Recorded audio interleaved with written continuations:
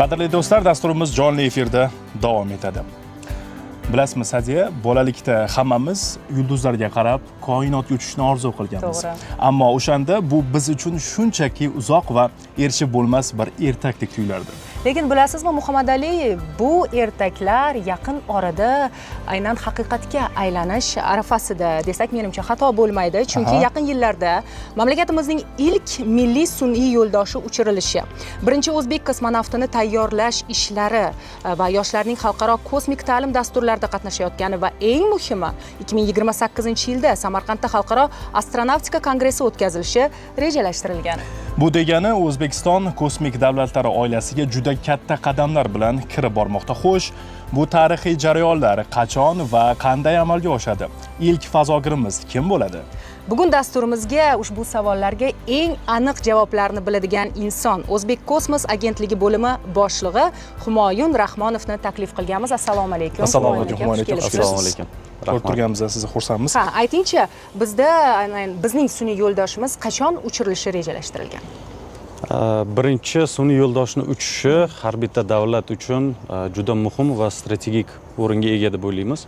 Shuning uchun bu yo'nalishda 2019-yilda O'z kosmos agentligi tashkil topgandan so'ng juda ko'p izlanishlar olib borilgan va shu doirasida birinchi ilmiy texnik sun'iy yo'ldoshimizni uchirish uchun biz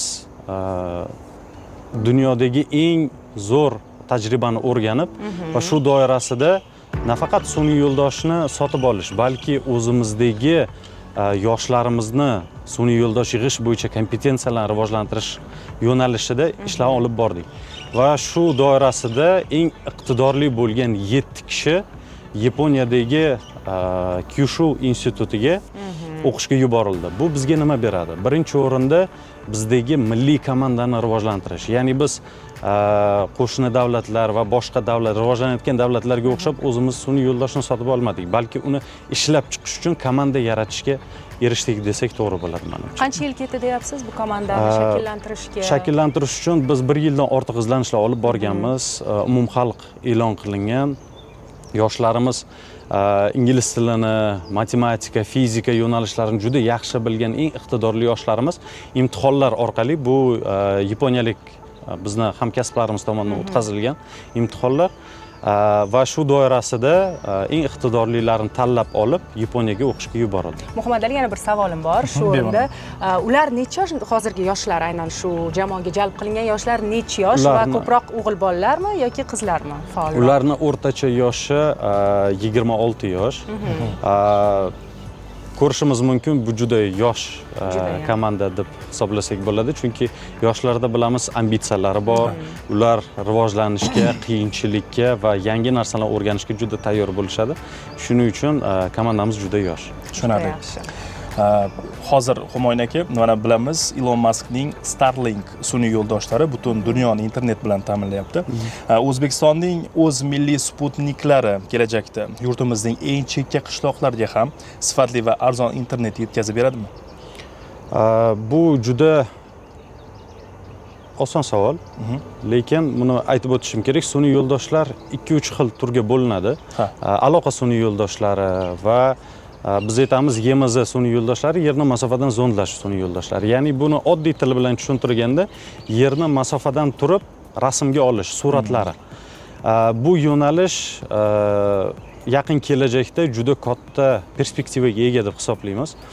Ya'ni 2030-yilgacha bu sun'iy yo'ldoshlar va aynan shu sohani, kosmik sohadagi yo'nalishi byudjeti juda katta ga oshmoqchi. Shu yo'nalishda biz O'z kosmos agentligi tomonidan aynan yerni masofadan zondlash texnologiyalari va sun'iy yo'ldoshlari bilan ishlaymiz. Va shu doirasida aytib o'tish joizki, bu sun'iy yo'ldoshlar bilan ishlash va aloqa sun'iy yo'ldoshlar bilan ozgina farqi bor. Aytganingizdek, internet bilan qoplash hozirgi kunda boshqa komandalar bilan ham ishlar olib borilyapti va bizda ko'proq baribir hozir orientir yerni masofadan zondlash texnologiyalari. Tushunarli. Bilamizki 2028-yilda Samarqandda 79-xalqaro astronavtika kongressi o'tkazilishi hozir kutilyapti. Bu juda katta tadbir bo'ladi. Uzoq kutilgan desak ham bo'ladi va aytingchi, aynan Washington, Parij, Dubay kabi megapolislardan keyin bu global kongressning aynan Samarqandda o'tishi bu qanday ramziy ma'noni anglatadi? Menimcha bu savolingizga biz aynan Uzkosmos agentligi komandasi tomonidan bu kongressda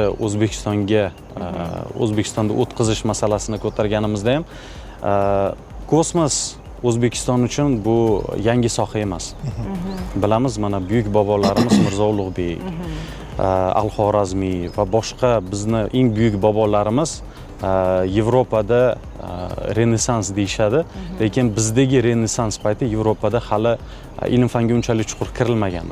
Va shu doirasida biz o'ylaymizki, bu kongressni Samarqandda o'tishi bu bir yangilik emas, balki O'zbekistonni kosmos sohasini o'zini yurtiga qaytishi deb hisoblaymiz. Chunki biz topshirayotganimizda ham mana Sidneyda komandamiz tomonidan juda katta komandamiz tomoniga va O'zbekiston Respublikasi juda katta ishonch bildirildi. Chunki bizni bu kongressda biz bilan birgalikda topshirgan Xitoy, Hindiston, Bahrayn kabi davlatlarda orasida O'zbekistonga juda katta e'tibor va ishonch berildi. Bu nimadan bildiradi?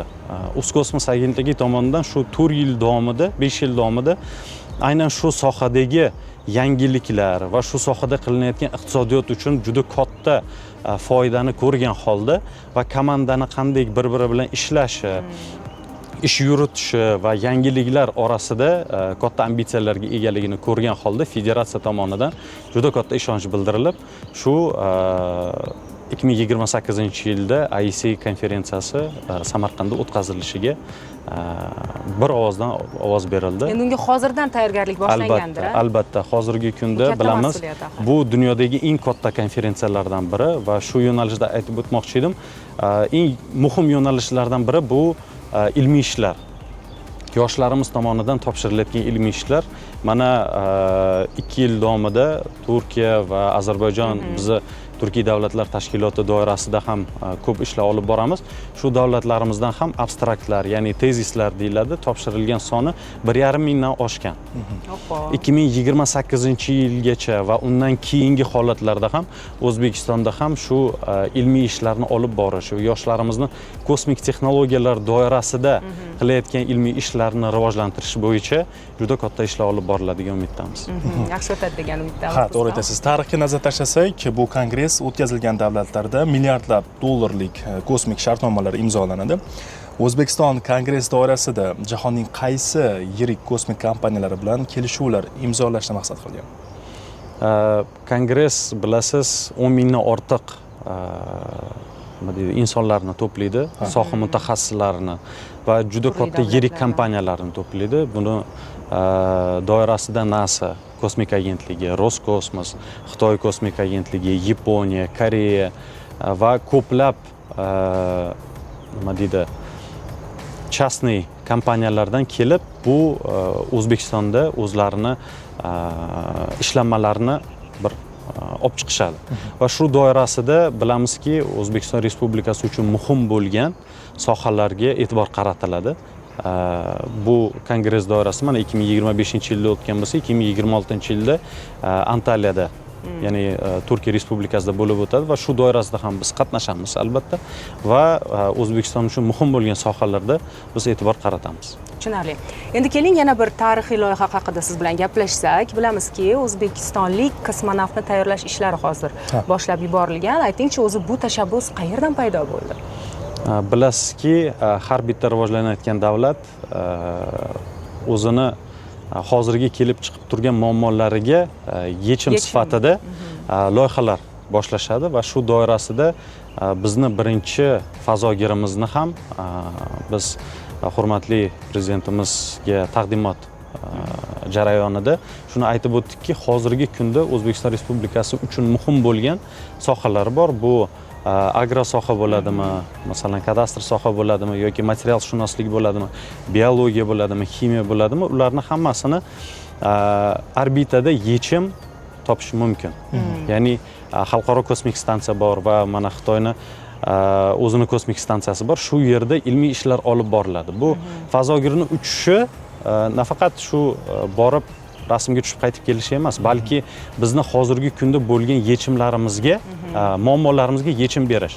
Va hozirgi kunga kelib biz Akademiya nauk bilan va boshqa kompaniyalar bilan, universitetlar bilan hamkorlikda chet ellik hamkorlarimiz bilan birlashgan holda biz ilmiy ishlar shakllantiryapmiz. Hozir ularning soni 19 ga yetgan. Demak, bizda 19 ta fazogirimiz bajarishi mumkin bo'lgan ilmiy ishlar bor. Bularning hammasi o'tadi deyolmaymiz, chunki bu hammasi bizni hamkorlarimiz tomonidan tekshiriladi va integratsiya qilish masalalari ko'tariladi. Va shu doirasida fazogirimiz albatta yurtimizni qahramoni bo'ladi. Yoshlarimizga bu ham juda muhim qismi deb hisoblaymiz. Yoshlarimizga bir dalda bo'ladi, motivatsiya bo'ladi, ularni ilmiy ishlar qilishga va qiziqishini orttirib fazoga qaytishga bizga bir undaydi. Lekin shu o'rinda bir savol tug'iladi. Menda hozir ko'ryapmizki, aktyor, aktrisalar, mashhur insonlar ham fazoga uchishyapti. Ular ham qahramon hisoblanadimi yoki bo'lmasam, ikkinchi savolim bu shunchalik oson bo'lib qoldimi bugungi kunda? Chunki qancha yillik, necha yillik tajriba kerak, tayyorgarlik kerak, to'g'rimi bunga? Ularni uchishi ko'pincha turizm bilan bog'liq. Ular xalqaro kosmik stansiyalarga ular chiqishmaydi. Juda kamdan kam bu holat. Chunki xalqaro kosmik stansiyaga yoki boshqa kosmik stansiyalarga chiqish uchun ilmiy ish bajarish kerak va insoniyat uchun va davlat uchun muhim bo'lgan muammolarni olib chiqib, ularga yechim qidirish kerak. Haqiqiy professional fazogirlar bular juda jismonan juda yetuk, aqlan juda bir yetuk insonlar bo'lishadi. Men bekorga bu savolni bermadim. Yaqin kelajakda fazoga uchish ham bir turizmning yana bir ko'rinishiga aylanishi mumkinmi yoki? Albatta. Hozirgi kunda bu yo'nalishda ham mana bilamiz Jeff Bezos kompaniyasi, Blue Origin kompaniyasi bu yo'nalishda ham juda katta ishlarni olib boryapti. Buni ham asosiy ma'nosi kosmosga insonni chiqishini arzonlashtirish. Shuning uchun birinchi o'rinda. Va hozirgi kunda olib borilayotgan turizm qismidan oladigan bo'lsak, bu ham bir biznesni bir turi deb aytsak bo'ladi. Lekin bizni fazogirimiz albatta turizm yo'nalishida emas, aynan ilmiy ishlarni bajarish yo'nalishida fazoga chiqadi. Rahmat ma'lumotlar uchun. Eslatib o'tamiz, bugungi dasturimiz mehmoni O'zbek kosmos agentligi bo'lim boshlig'i Humoyun Rahmonov bo'ldilar. Studiyamizga tashrif buyurib bugungi ulkan rejalarni yetkazib, osmon ostidagi studiyamizga Samarqanddagi xalqaro kongress va ilk sun'iy yo'ldosh bilan qo'shilishida sizlarga muvaffaqiyatlar yor bo'lsin deb qolamiz. Mazmunli suhbat uchun rahmat. Minnatdorlik.